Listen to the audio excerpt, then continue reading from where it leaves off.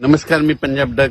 सगळ्यात महत्वाचं मुसळधार कुठं पाऊस पडणार आहे तर सगळ्यात महत्वाचं चंद्रपूर जिल्हा, नागपूर जिल्हा, भंडारा जिल्हा, गोंदिया जिल्हा, यवतमाळ जिल्हा, वाशिम जिल्हा, त्याच्यानंतर हिंगोली जिल्हा, त्याच्यानंतर परभणी जिल्हा, नांदेड जिल्हा, त्याच्यानंतर इकडं अमरावती, अकोला, बुलढाणा, त्याच्यानंतर जळगाव, संभाजीनगर, जालना, नंदुरबार, धुळे, मालेगाव, नाशिक आणि ह्या पट्ट्यामध्ये काय होणार आहे 29, 30, 31च्या दरम्यान काही ठिकाणी अतिमुसळधार पडणार आहे, काही ठिकाणी अतिवृष्टी होणार आहे म्हणून हा अंदाज लक्षात यायचा. जिल्ह्यात सर्वत्र नाही पडणार, पण काही काही भागामध्ये, जिल्ह्यातल्या काही भागामध्ये अतिवृष्टी होणार आहे म्हणून हा अंदाज सर्व शेतकऱ्यांना लक्षात यायचा. उर्वरित राज्यामध्ये बीड जिल्हा झालं, लातूर जिल्हा झालं, धाराशिव जिल्हा झालं, सोलापूर जिल्हा झालं, अहिल्यानगर झालं, ह्या जिल्ह्यामध्ये म्हणजे इकडं पाऊस पडत, मुसळधार पाऊस पडत असल्यामुळे तिकडं रिमझिम पाऊस पडणार आहे म्हणून हा अंदाज त्या शेतकऱ्यांनी लक्षात यायचा. राज्यात पश्चिम महाराष्ट्रात सरी राहतील म्हणून हे देखील अंदाज लक्षात यायचा. कोकणपट्टी घाटमाथ्यावरला पाऊस तसा चालू राहील म्हणून हे देखील लक्षात यायचा.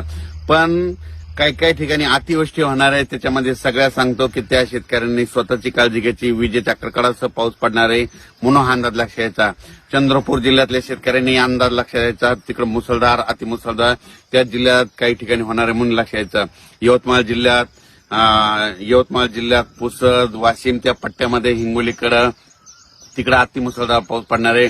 परभणी जिल्ह्यात देखील काय होणार आहे, काही काही ठिकाणी अतिमुसळधार पाऊस पडणार आहे. इकडे जालना जिल्ह्यात परतूर ह्या साईडनं अतिमुसळधार पाऊस पडणार आहे. जालना जिल्ह्यात भोकरदन, राजूर, सिल्लोड ह्या परिसरामध्ये, जाफराबाद त्या परिसरामध्ये अतिमुसळधार पाऊस पडणार आहे म्हणून वडी नाल्याला पाणी येणार आहे म्हणून त्यांनी अंदाज लक्षात यायचा.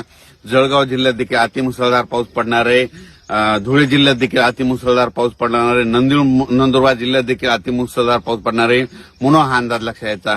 पण ह्या पट्ट्यामध्ये एक कमी दाबाचा पट्टा जात असल्यामुळं ह्या पट्ट्यात अतिमुसळधार, काही ठिकाणी मुसळधार, कुठं शेतातून पाणी निघणारा पाऊस पडणार आहे म्हणून काय होणार आहे. इकडे परत सांगतो की बीड जिल्हा, लातूर जिल्हा, धाराशिव जिल्हा, सोलापूर जिल्हा, अहिल्यानगर तिकडे मात्र रिमझिम पाऊस राहणार आहे म्हणून हा अंदाज शेतकऱ्यांनी लक्षात घ्यायचा. सबस्क्राईब करा.